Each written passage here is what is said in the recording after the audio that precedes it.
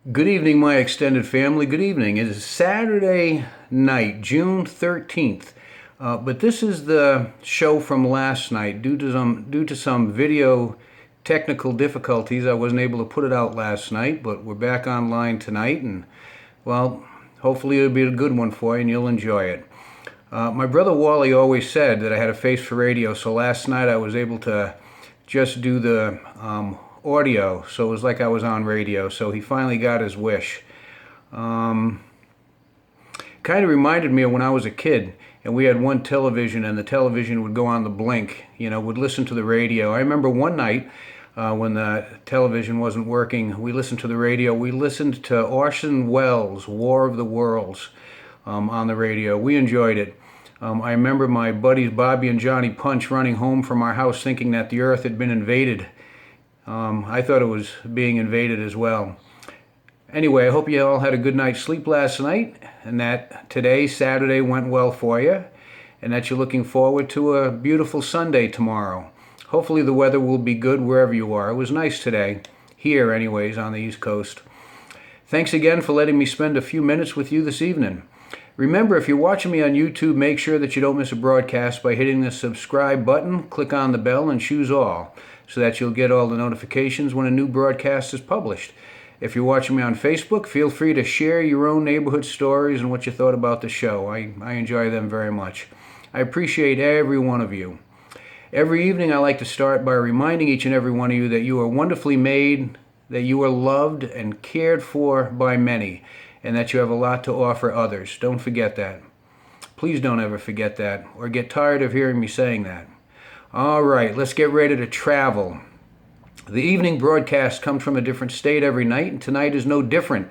So I need you to use your little kid imaginations once again. Tonight, the evening broadcast is coming from a state that was established in 1912 as the 47th state of the United States. The President of the United States at that time was William Howard Taft.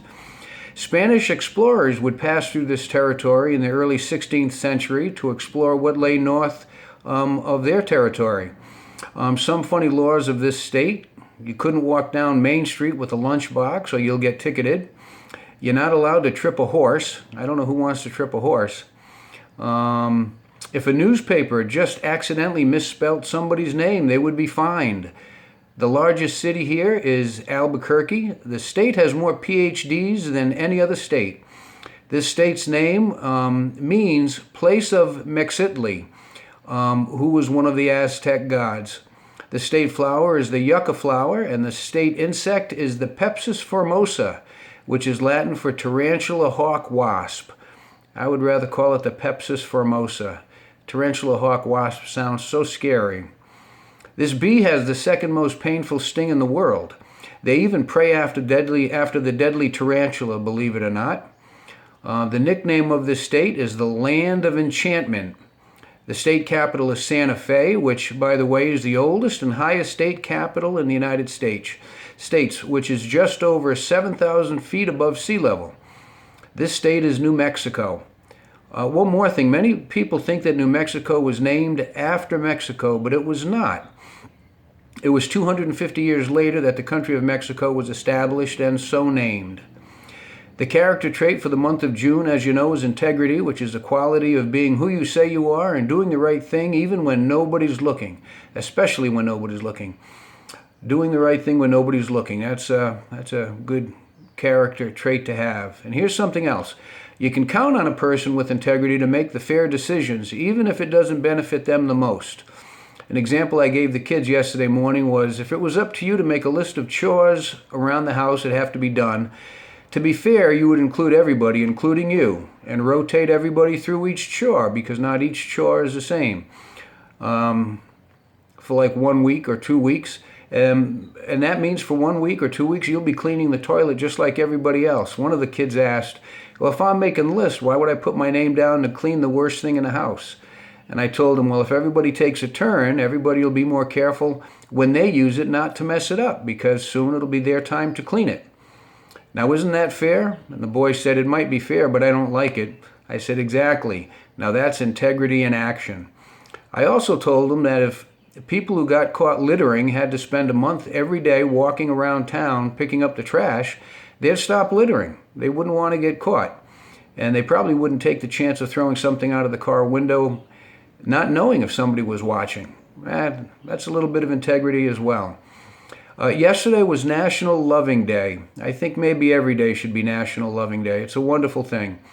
Remember that love is a verb. I've talked about this before. It's an action. It's the action of knowing what's good for somebody and then getting up and doing it. So let's try our best to be kind and loving every day. The word of the day today is, actually yesterday, was metaphor. Metaphor is a figure of speech using a word or a phrase to compare something. It's like when I tell the students that they're like shining stars. They know that I'm saying something good about them by calling them all shining stars, but they know they're not a star or they're not shining like a star. It's a metaphor. I think sometimes we should all step back and think what metaphors people would use to describe us. Hopefully we've earned some positive ones throughout our lifetime. On this day in history, back in 1929, Anne Frank was born. I think we all read the story of Anne Frank when we were kids. In 1987, President Reagan challenged Mikhail Gorbachev of Russia to tear down this wall. In 1981, Major League Baseball players started a 49-day strike over free agent compensation. Also in 81, the movie Raiders of the Lost Ark came to the theaters. Seems like only yesterday Raiders of the Lost Ark came out. My Jail Hill story. Here's the Jail Hill story. It's one that remembers the Jail Hill Follies. It was like a minstrel show put on in the basement of St. Patrick's Cathedral Church, and anybody who had anything to do with Jail Hill was invited to participate. The neighborhood was always close, but this brought everybody together in a festive, entertaining atmosphere.